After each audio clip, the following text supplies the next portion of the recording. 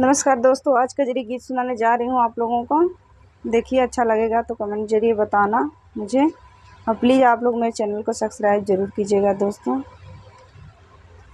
देवरा मिला बड़ा हो चटकोर, देवरा मिला बड़ा हो चटकोर, उही संग झूलना झूल बना, ओही संग झूलना झूलबना हो ननद, ओही संग झूलवा झूलबना, ओही संग झूलना झूलबना।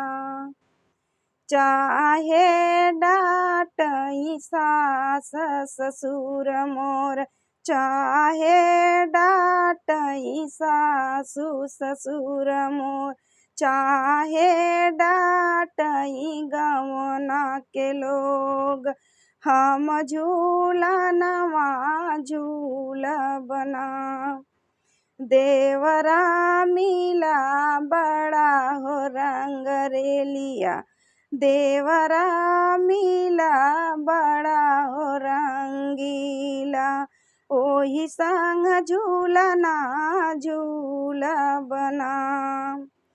चाहे डाँटई जेठ जेठानी, चाहे पिया हमार ना, चाहे डाँटई मोर सजनमा, चाहे डाँटई मोर सजनमा, हम झूलनवा झूलबना।